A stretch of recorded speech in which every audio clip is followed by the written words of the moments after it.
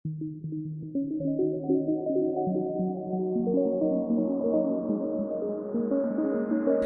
sekalian, ketemu lagi dengan saya, Kusdan Abadi. Ya, nah di sesi berikutnya ini kita akan membahas bagaimana cara menciptakan market baru setelah tadi ada distribusi, ada orang tahu, ada orang datang. Maka setelah orang datang, bagaimana caranya membuat orang yang datang itu jadi beli. Nah, strateginya tadi namanya adalah sales optimization.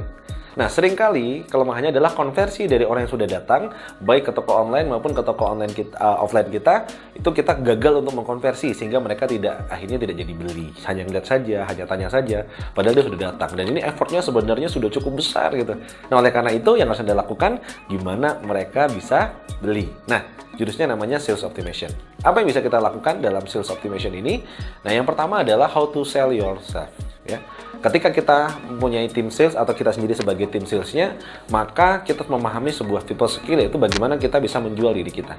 Nah, mereka yang mampu menjual dirinya tentu pasti mereka akan lebih pede dibandingkan dengan orang-orang yang lain. Nah, kalau kita ngelihat misalnya, baik itu kita punya CS secara offline atau kita punya CS secara online yang melayani sales konsumen kita, seringkali kadang ada yang dia nggak pede, nggak berani mengajakin ngobrol, tidak mau bertanya. Nah, inilah yang membuat seringkali transaksi itu digagal gitu. Nah, untuk meningkatkan jumlah transaksi atau closing rate-nya, maka yang pertama pastikan tim kita atau kita sendiri itu mampu menjual diri kita, tahu apa kelebihan-kelebihan kita, menutupi kekurangan kita, sehingga kita dengan powerful, percaya diri untuk menghadapi customer. Nah, yang kedua, buat penawaran. Nah, jadi seringkali kadang kita ketika sudah ada customer datang, kita tidak tahu apa yang harus kita tawarkan dengan efektif.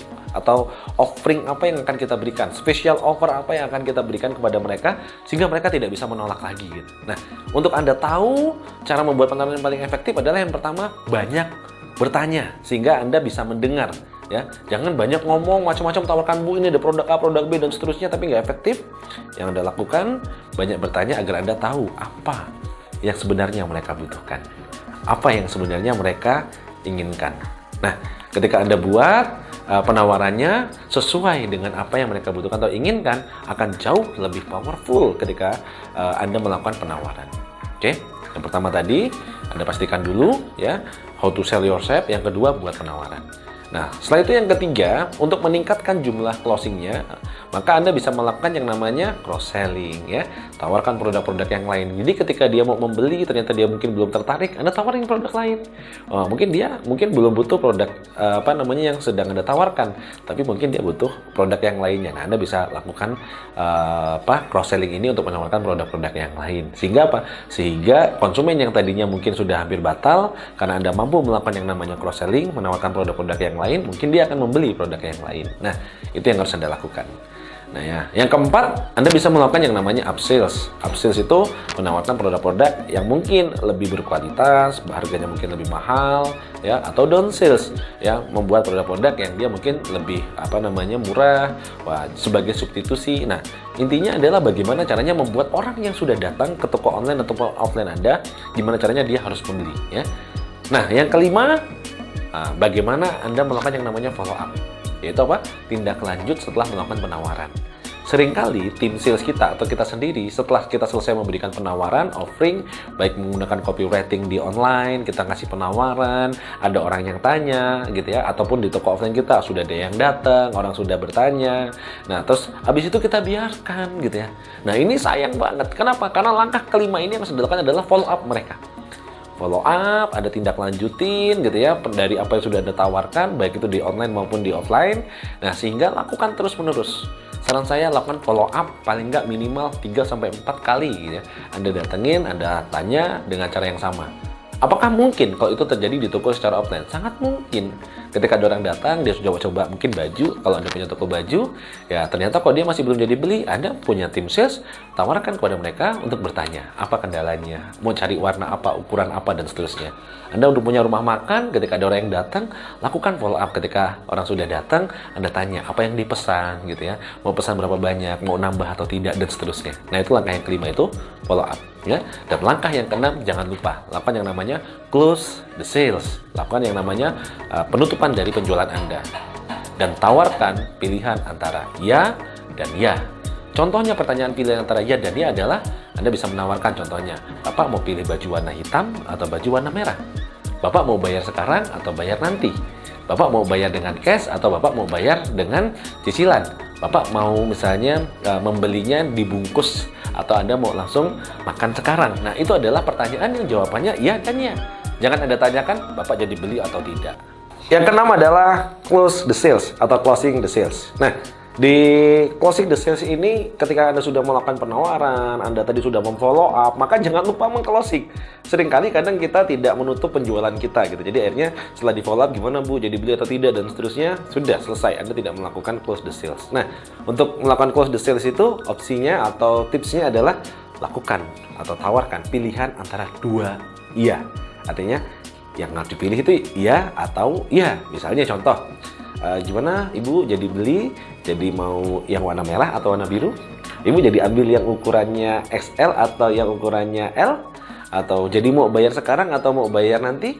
Jadi mau bayarnya cash atau mau bayarnya dengan cicilan? Ya, jadi mau dimakan di sini atau mau dibawa pulang? Nah, itu semua adalah opsi-opsi pilihan yang pilihannya antara iya dan iya. Dan orang Indonesia seringkali ketika sudah diberikan dengan pilihan yang iya dan iya, sungkan mau menolak gitu ya. Akhirnya jadi tetap mengambil satu opsi gitu ya. Nah, ini adalah salah satu cara yang memang tidak 100% pasti semua orang itu akan closing dengan cara seperti ini. Tapi ini akan meningkatkan rasio closing rate Anda ya. Oke, nah maka jangan ragu untuk lakukan dan uji coba lagi. Nah, yang terakhir adalah yang ketujuh, never give up. Nah, seringkali kadang tim sales kita atau kita sendiri menyerah ketika kita memberikan penawaran kepada customer kita. Udah selesai di follow up, ketika dia bilang, wah nanti pikir-pikir dulu, ya sudahlah, kita beranggapan orang itu sudah tidak prospek. Padahal database kita 2 bulan yang lalu, 3 bulan yang lalu, yang tadinya nggak beli, bisa jadi dia sedang menabung, bisa jadi dia sedang mengumpulkan uang. Kalau mereka tidak Anda recall lagi, tidak ada follow up lagi, Anda menyerah dengan mereka, Anda kehilangan omset. Dan sering kali saya temukan di klien-klien saya, ternyata database yang sudah 3-4 bulan itu ketika di recall lagi, di follow up lagi, ternyata closing gitu. Nah, maka apa yang harus dilakukan? Ingat 7 siklus tadi, di optimalisasi sales. Nah, silahkan dari 7 tadi Anda dapat insight apa, Anda tulis dalam post-it Anda, lalu tempelkan ya. Nah, contohnya saya juga sudah menulis apa yang Anda lakukan, ya, membuat promo, penawaran, melatih tim salesnya untuk melakukan upselling dan cross-selling, follow up, dan never give up. Nah, lalu Anda tempelkan di sini. Oke. Ya. Nah, setelah Anda tempelkan, maka lengkap sudah ya 3 strategi bagaimana menciptakan konsumen baru. Masih ingat tadi apa?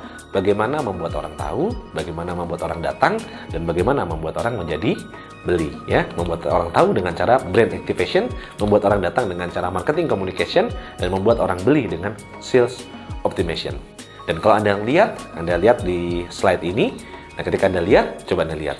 Di funneling ini, dari 1000 orang yang tahu, 200 orang yang datang, 100 orang yang membeli. Berapa angkanya di bisnis Anda? Maka tugas Anda menghitung berapa konversinya dari orang tahu menjadi orang datang, dari datang menjadi membeli. Nah, kalau kita sudah tahu rumusnya, dengan harga kita tadi misalnya 1 juta, omset kita 100 juta, karena ada 100 orang yang beli, maka banjir order ketika tadi Anda membuat target, misalnya kenaikannya 10 kali lipat, maka apa yang harus Anda lakukan? Ya, naikkan 10 kali lipat target transaksinya. Misal, Anda punya target untuk jadi 1 miliar, seperti yang saya tulis di sini. Ketika Anda punya target 1 miliar, maka apa yang dilakukan? Ketika harganya 1 juta, maka yang orang harus beli itu ada 1000 orang. Maka kalau ada 1000 orang yang beli, sementara Anda tadi sudah tahu angka konversi dari datang ke beli itu adalah 50%, maka jumlah orang datang itu harus 2000. Berapa orang yang harus tahu? Anda sudah tahu angka konversinya. Berapa tadi angka konversinya? Konversinya misalnya tadi kurang lebih sekitar 20%. Maka jumlah orang tahu adalah 10.000 orang. Maka dari sini kita sudah punya PR. Ada action plan. Oh, berarti mulai dari sekarang PR saya adalah bukan memikirkan gimana caranya naikkan omset saya 10 kali lipat. Tapi yang pertama kali dilakukan adalah gimana ada 10.000 orang yang tahu. Dengan cara apa? Tahu tadi adalah brand activation. Mau pakai pendekatan apa? Lakukan agar 10.000 orang tahu. Dan dengan 10.000 orang tahu akan ada 2.000 orang datang, 2.000 orang datang, ada 1.000 orang beli. Nah, kalau orang beli dengan nilai 1 juta, maka omset Anda jadi 1 miliar dari konsumen baru. Masuk akal? Bisa dipraktekkan? Maka silakan Anda lakukan, atur strateginya. Langkah ini sudah pernah saya lakukan di banyak perusahaan, dan alhamdulillah mayoritas berhasil meningkatkan dan menumbuhkan omsetnya sampai dengan banjir order. Maka tugas Anda mempraktekkan bagaimana perusahaan Anda juga bisa banjir order. Itu tadi dari kolom ketujuh kita menciptakan konsumen baru. Sampai ketemu di materi berikutnya, bagaimana kita menciptakan omset dari konsumen yang sudah ada atau existing customer. Sampai ketemu lagi di video berikutnya.